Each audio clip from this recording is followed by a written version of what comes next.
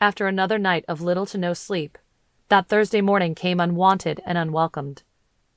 I had set an alarm to get up earlier than usual, and each inch of my body resisted the blaring sound, urging me to get up, to move, and to get to work. I purchased 2 large coffees on the way into the office, and found that Director Knight was in his office scanning through some documents. He thanked me for the coffee, and we both headed to our conference room to wait for verbal and visual confirmation of the raid and arrest. This would be yet another small success on my pile of always trying to prove to myself that I am a successful person. As I continue to tell you the events of that week, the preamble to a significant turning point in my life, know that even further back into my past was a tumultuous and rolling relationship with Avila. We had a glorious moment of happiness and affection, but within her was an independence, something forcefully uncontrollable that couldn't be restrained. She saw no issue on the topic of staying in contact with her ex, Roman, and no ability to see the mistrust from my point of view. Within me, contempt started to brew, bubble, and ferment. I couldn't get her to see my side, and now everyone in the world would only know her side. It felt so unfair. I felt so jilted by my impending punishment. But, with each successful case closed, I began to feel more self-affirmed. I began to feel the confidence that had once defined me begin to breathe life back into me. That morning was about so much more than another arrest. It was about proving that I was still right. I was unfocused and exhausted that morning. I should have been alert. I should have been thinking through all of the possible methods for the raid to go wrong. But I was distracted by the looming deadline for Scarlet Avenged to be released. I brought my laptop into the conference room to check through emails as the video feed was being set up. I clicked through smaller items that didn't require my attention and then sorted them away. I saw a few red flags pop up for new fraud activity. It appeared as though several new bad guys were popping up and all using the same method of hacking into gift cards. But they were all using new websites that I hadn't encountered before. After a quick glance, I could see that none of them ran through the RF server. My cognitive gears were firing on a delay. However, my synapses were finally starting to wake up. I checked the usual routes of the traveler. It appeared that he had tried to make another large deposit in the late evening hours, but was blocked. I began to come to the realization. RF would have closed the potential loophole as soon as I left so as to keep this kind of activity from persisting. That would have tipped off the traveler, for sure.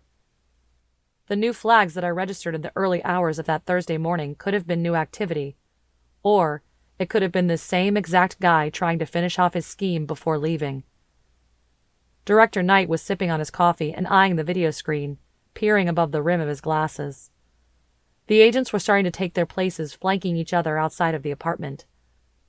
We should check to see if this guy has made any travel plans. I was trying to hide the panic in my voice. What? Director Knight muttered, his attention fully focused on the video screen. I think he may have already left. We should call these agents back. I tried to keep my voice level to mask how problematic the situation was. Huh? Knight finally looked over at me, just as the agents on the video screen were using a battering ram to break down the suspect's apartment door. I think he split early. He won't be there. I turned my attention to the screen. The chaos of watching a half a dozen agents burst into an apartment from the viewpoint of a thin camera was jarring. The constantly moving picture left me nauseated as we waited for some kind of signal that the suspect was captured. What we heard instead was that the apartment was empty. No one here, a voice managed to squeeze through the radio static. Place is empty. Must have been tipped off. Indeed, the traveler had been tipped off and was on his way. When his usual path had been blocked through Roman's forum, he found an alternative route, transferred the money quickly, and took off.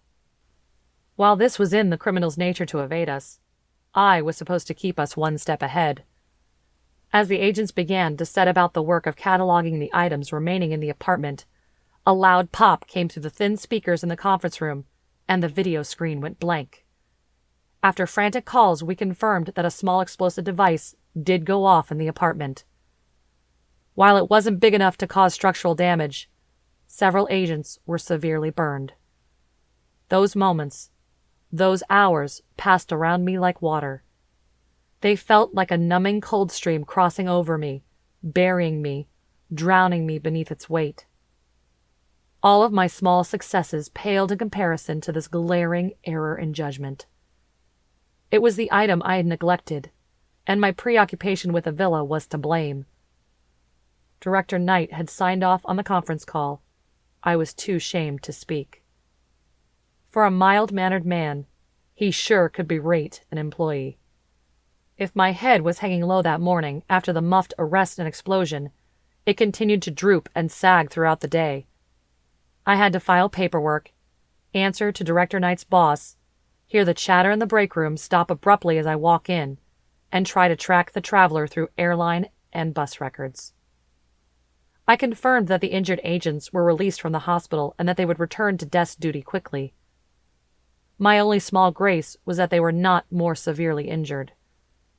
The one shining ray of hope in that week of torture, my career, was considerably dimmer that afternoon. I was in need of solace, but I had been single for months. I regretted intentionally misplacing the phone number of my Sunday evening rendezvous, wishing for some kind of humor interaction to distract me. I stood outside of the office, bracing my neck against the chilly wind by folding up the collar on my jacket. After thumbing through my phone, I realized that I'd never responded to Nick's texts earlier in the week. I opened up the conversation and typed a short response. "Yeah, I'm all right. You? Drinks?" I wasn't about to pour out my frustration in a text message, and I was loath to express them verbally as well. I wondered if the catharsis of drinking with an old friend would coax my emotions from their caged den within my mind. Perhaps, if I released all of those demons, I would exorcise of them for good. I began walking aimlessly up Market Street. Every few blocks I would look back at City Hall, illuminated and omnipresent. I didn't go a day without passing it, and I never tired of it. I stood admiring the structure and felt my phone buzz in my pocket. "Yeah, man. About to catch a train home, but I can stay for another hour to catch up." Nick usually took the train through 30th Street Station each morning and evening on his way out to the suburbs. He and Claudette had moved out to Upper Dublin at some point in the previous year, and now he was a regular commuter.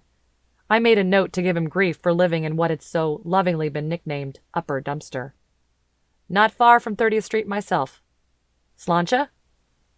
I started to make my way further up Market Street without waiting for Nick's response. I felt my phone buzz with his response, "Here," as I was crossing the street to enter the bar. It was unfortunately a packed house. University professors and young professionals gathered for a weekly round of some quiz game that had become somewhat boisterous. Nick and I took our seats at the far end of the bar. I thought of ordering a gluten-free beer, but decided to dive in fully and drown my tormented sorrows in whiskey and Coke. "Hitting the hard stuff early, man?" Nick inquired after I placed my order. Definitely a harder drink compared to the orange and lime beer that he had ordered. "Us unmarried guys get to do that every once in a while." I gave him a sly smile that invited him to tell me about his life with Claudette. They were happy with their new house. He was doing some projects to get the house into better shape, which helped to build on his limited skills. In short order, the conversation turned to focus on what was new in my life. Usually, I would answer these kinds of questions with vague updates about how much I loved my job. I didn't have much going on in my life outside of work. I had been so solitary and standoffish that my personal life was like a sinkhole, ever empty and dangerous to approach. Since I had a bad day at work, I didn't necessarily want to boast about how well I was doing. I knew that one botched mission was unlikely to result in my dismissal, but I was fairly glum about my prospects that evening. Not much, actually. Not much at all. I took a hard and open swallow of my drink. "Yeah," Nick offered sympathetically. It wasn't as though he was aware of how bleak my social outlook was, but he had to know that it wasn't good. "I'm sure this week doesn't make it any easier for you."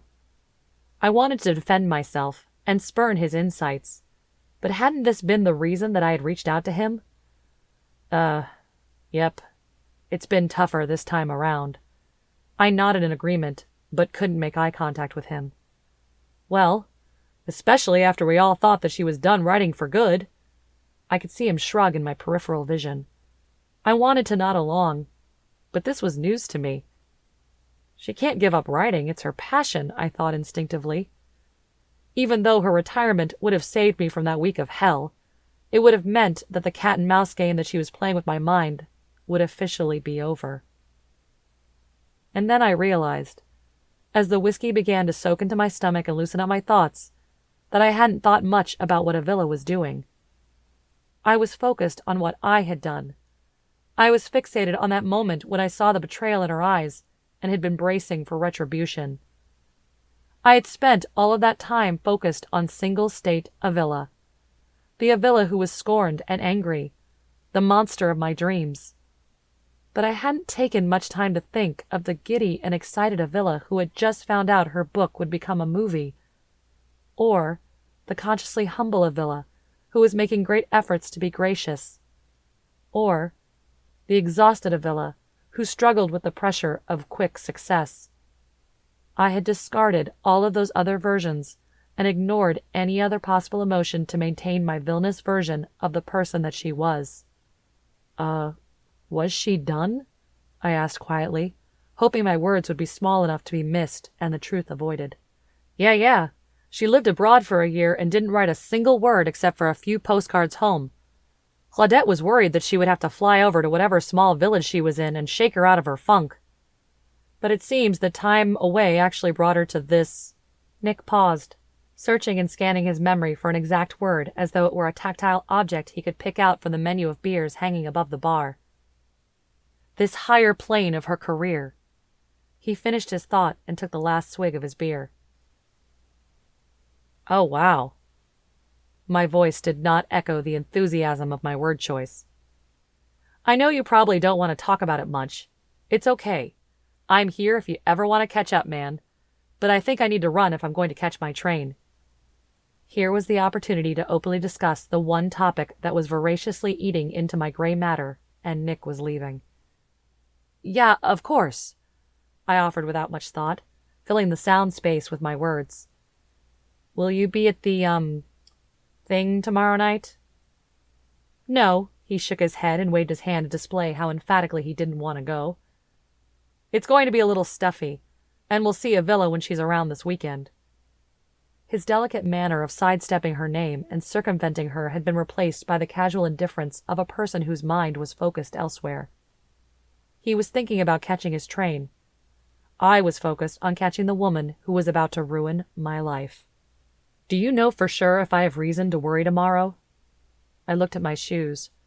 My raw and unhidden, unabashed misery was apparent in the sag of my shoulders, the stoop of my neck, and the trembling of my hands that were shoved into my pockets. Hey, man, he beckoned me to look up. You gotta stop worrying about this. If she did, she did. If she didn't, she didn't. I really think you aren't giving her enough credit. I could see his patience had sublimated and was now being sucked into the air vents and whisked away on the wind. He looked at me with pity. It had been to Claudette's that Avila had fled that evening, with a loose story about tripping clumsily as she was trying to pack her things and leave. The bruise would have been obvious, though. Claudette hated me from that moment on. Nick had given me the benefit of his doubt, but my behavior and worry must have exposed me by now. The look in Nick's eyes was shouting, "She could have sued you. She could have had you arrested. So maybe be quiet and take this like a man." All of those things would have been true. Perhaps I should have been more grateful for the career that I had been able to keep. But I despised the idea of being indebted to her, to that act. I didn't want to be captive for committing one crime for the rest of my life. When I think back on that lonely evening of drinks with Nick, I realize how captive I was to my victimhood. I was so indignant in my right to be the one who was belittled and abused in that scenario. What right did she have to use her experience in our relationship, of which I owned a 50% stake in her creative works? In the months that followed those fateful 24 hours, I have realized that I had no right to feel any ownership over her thoughts and feelings. If only I would have realized that years earlier, I might have saved myself heartache and Avila a black eye. This hindsight is so startlingly clear, but that evening was so dark that I can only remember the stark shining streetlights, the brown glow of the buildings and sidewalks, and the pitch-black sky reflected on a city full of glass windows. At first, I had walked quickly, my steps echoing the anger inside of me. With each firm clap of my feet on the cement, I felt the satisfaction of the sound until I found myself intentionally stomping with each step to create a louder and louder sound. I would not be quiet. I would be cantankerous and impossible to avoid. Without really trying to, I was walking by the bookstore. Closed and dark, the street reflected clearly on the slick glass of the storefront. I could see a stark reflection of my outline, with the empty park and the nearby lights. Behind the glass, separating me from the instrument of my insanity, were the posters of Avila's staring eyes and an artfully stacked pile of her book, Scarlet Avenged. 1,000 pairs of her eyes glared at me, like a giant arachnid with its prey ensnared. I was looking back into my doom. I pondered my predicament for a while on that street. No one else was around, which was eerie and peculiar. I began to think of what last desperate acts I could make to stop the next day from coming. I could find a brick, a stray rock, or a heavy trash can and throw it into the glass. I would shatter that clean and smooth poster and send the books tumbling. I could criminally maneuver a way into the back of the store and steal the volumes of the freshly printed novel and squirrel them away so that no one could ever read the words in my hoard. I could pile each of those books in the center of the store and strike a match to watch her words burn. I went so far as to think of pulling a different book from the shelves, perhaps one that had an inflammatory message so as to avoid suspicion. If a crazed religious nut broke into the bookstore and burned every version of the latest romance novel or some magic-based series for children, and Avila's book just happened to be burned up in the process, I would distance myself from suspicion. I envisioned the investigation that would follow, and that the inspector would not be focused on those with a known aversion to Avila. The plans unfolded in my head so easily. I could easily explain my alibi and make it home quickly to get a verified location at the time of the crime. I knew the master code to disarm several alarm systems. I figured there would be a janitor's closet or a storage room with some kind of combustible chemicals to spray over the books. I was skint on matches, but made a mental note to check for some in the drawers behind the cash register. I would have gone through with it all, too, if it hadn't been abundantly obvious that I wouldn't be able to destroy every copy in the city, let alone every copy in the state or country. The book would likely be available online as well. It would find its way into millions of homes on illuminated screens. I wanted to rip out the pages that would reference the fictionalized character that Avila had written to represent me. I wanted to read it now and brace for the impact. I was so certain that she would have used this opportunity to rat me out and write me in. My hands clenched into fists reflexively as my mind spun around this new idea. I began to look around me for something to throw at the window. To my left and right, the sidewalk was clear, except for imperceptible pebbles trapped in the cracks between the sidewalk blocks. No large chunk of cement broken off, no slate rock to throw, no stray bricks from the road were popping up. The closest trash can did appear to be bolted to the ground, so I knew that would be a non-starter. The lack of resources exacerbated me and validated that this evil plan should not be carried out. I stuck my fist into my jacket pocket and turned to walk home. It was a day of ruined plans. I turned the corner and kept my head down against the wind blowing between the buildings. I passed the alley that was lined with dumpsters, where the back door to the bookstore would have been. I passed the additional posters advertising the event and continued past other closed storefronts. I was almost to the end of the block, with a clear right-of-way to continue walking, when I almost tripped on it. I was so eager to cross the street in time to make the light that I missed the rounded and bulbous rock. It was sitting precariously in the middle of the sidewalk and appeared to have been carefully placed there. How could it have made its way onto that exact street and into that position otherwise? I could have picked it up, ran back to the store, and hurled the object in a matter of seconds. It appeared to me as a gift from the universe, a chance to stop the clock on my deadline with perpetual embarrassment and shame. I pictured my arm arching back and chucking the rock. I could almost hear the last shards of glass tinkling as they rained down on each other. My arm muscles began to twitch, as though anticipating the force about to be exerted. But I couldn't move. I was frozen between indecision and uncharacteristic action. Would my arm throw another blow to Avila, this time bruising and scarring her professional face? Would I find the strength to just walk away and move on? After another moment, I heard footsteps behind me, another late-night pedestrian out on the streets. I realized that my firm stance on the sidewalk would appear unusual at best. I began walking, being forced to move along before deciding. Fate interceded to save me from criminal activity that evening. I found my way home and poured myself another glass of whiskey before slipping into an ambered color sleep.